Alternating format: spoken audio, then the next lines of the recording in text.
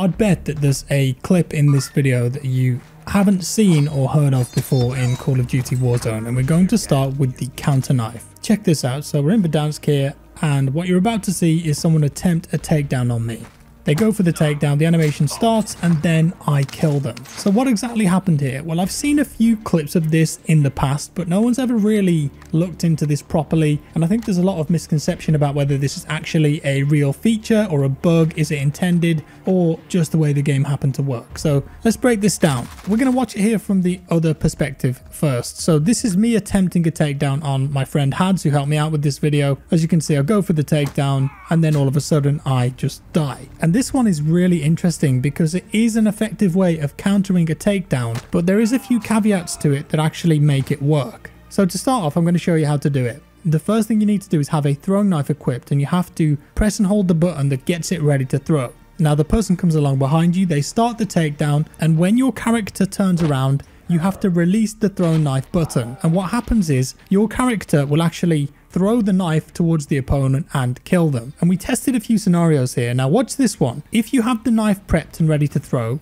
and you don't release the button when the character turns around, you won't get the kill. The knife just stays in your hand and you will die. But again, if the takedown turns your character around to face the enemy and you release that button at the right moment, it will kill the enemy. So we've tried this with lots of different takedowns, and you have to be facing the person when you throw the knife, otherwise it doesn't work. If you're facing away and release the knife, it just goes in front of you wherever you're looking, sometimes even downwards. If there's a takedown where your character ends up looking down, you just end up throwing the knife into the ground, you won't get the kill. So there is a bit of skill to this and a bit of luck. Yeah, in a real game of Warzone, the likelihood of this actually happening is incredibly small because you've got to have that knife prepped, and the animation that the person does on you, the one that they've got selected, has to be one where they turn you around to face them. If it isn't, this doesn't work. Also, we discovered there are some animations where you get hit with a knife before you're turned around. And if you take sharp damage before you're turned around, we couldn't get this to work. The only animations we could get it to work were the ones where they use a blunt weapon like a baton or something. So you see here, he hits me with the baton. There's no blood here. My character turns around. I release the button. The throw knife goes out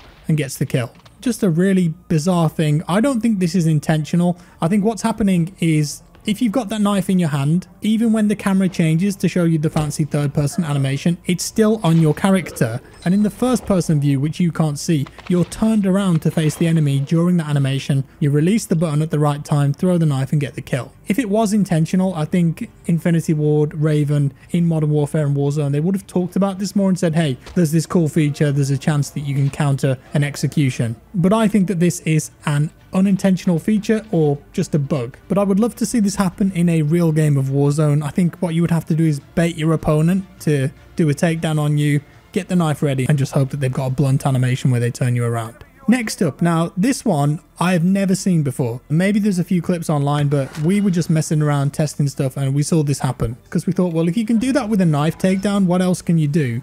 Check this out. So I go to the buy station here, get myself an RCXD. If the enemy downs you, the split second after you get the pad out to open the RCXD, you can actually control the RCXD whilst you're knocked on the ground. So you see, I'm down on the ground here, but I can control the RCXD. I can drive it around, I can look at my body, I can look at the enemy, and I can even detonate it. So in theory, in a real Warzone game, if your timing is lucky enough and you've got an RCXD, someone could down you, but if you manage to get the pad out while you were going down, you could drive the RCXD over to them, explode it, release the gas cloud, and kill them, which I think would be hilarious in a real match, and no one would see that coming at all. We did try this with a few other things. I've seen a clip a few weeks ago where someone got downed while they were holding a Semtex and they could still throw it while they were down, but we tried to replicate that behavior and we couldn't get it to work. So I think that one is definitely a bug and just a really rare chance that that can happen. I can't find the original video, but I did see it. I promise it was a real thing. But as I said, we tried to replicate it, couldn't get it to work. So it looks like the only thing you can do this with at the moment is the RCXD. We tried it with cluster strikes and precision airstrikes too, and we did try it with C4 as well. I've seen a couple clips where if you've thrown a C4 out already and as you're going down you can actually detonate it, but there's a very small window of opportunity for that, but that is another thing that you can do if you're lucky. Next one is about the wall penetration of sniper rifles, and more specifically the new 20mm ZRG. So this weapon has just been released. It's a massive sniper rifle, looks like the Kraber out of Apex or the Halo sniper rifle, and the bullet velocity on it is insane. And the other day when I was playing, I managed to hit this clip. Let's take a look. Yeah, I'm gonna fly over. Where? Oh, I didn't see him. Oh, down through the wall. You can pen that. I'm pushing it. Oh, nice. Yes. I just want to feel something, you know? Yeah, I get that, Jack. Here you go. So as you can tell by my reaction, I wasn't expecting to actually hit that shot. I've done a few tests with wall penetration before with FMJ and everything, and my understanding was that you can't really shoot through massive brick walls like the ones that are at Fire Station, but obviously that isn't true. And at first I talked about this with my friends, and we thought that because the Cold War sniper rifles like the Tundra, like the ZRG don't have the FMJ perk, we assume that they've got some built-in penetration already, so they can be competitive in that respect to the Modern Warfare sniper rifles. So I thought, well, does that mean that the ZRG can do things that the Modern Warfare sniper rifles just can't? So I did go in and test this again, and as you can see, it's quite easy to replicate this. I mark Hads, he runs in, and I just shoot the wall, get the headshot, get the kill. So you can actually shoot through that part of the fire station. I tested it on other parts and it didn't seem to work as well. So I think the angle that you're firing at here is quite important. But how does that compare to other sniper rifles? Well, let's look at the Tundra. The Tundra is a Cold War sniper rifle, and as you can see,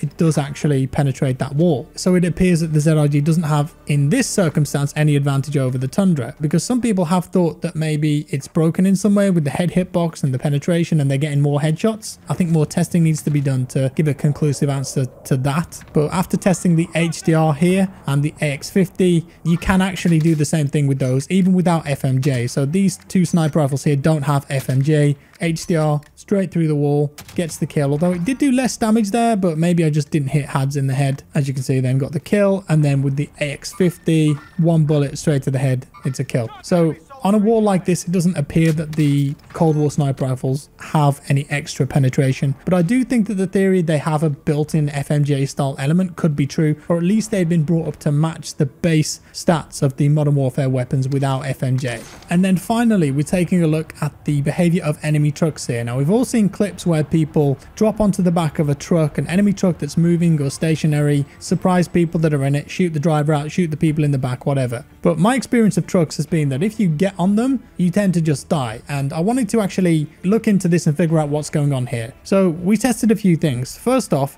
if you get on the back of an enemy truck, or a Bertha as it's known by the community, and it's driving along, you can walk, you can sprint, you can crouch, you can go prone. That's all fine. It won't kill you. But if the truck is moving and you jump, it will just instantly kill you. This doesn't really make sense in terms of the physics of the game and the way that friendly trucks work, because you think, okay, I'm just jumping on it, why would that kill me, even though it's an enemy truck? But that's the way it is. So if you're in a moving truck and it's an enemy vehicle, don't jump, basically. As you can see here, I shot the driver. Even after the driver's dead and it should instantly flick to a neutral vehicle, if it's still moving and it's still got momentum, you see I jump, it kills me, it will kill you. So if you manage to do this and pull off a cool clip, don't ruin it by jumping off straight away. Just wait until that vehicle has slowed down a bit, like here, and then you can jump and then you can walk off the vehicle. I just think that's kind of funny that that's a thing.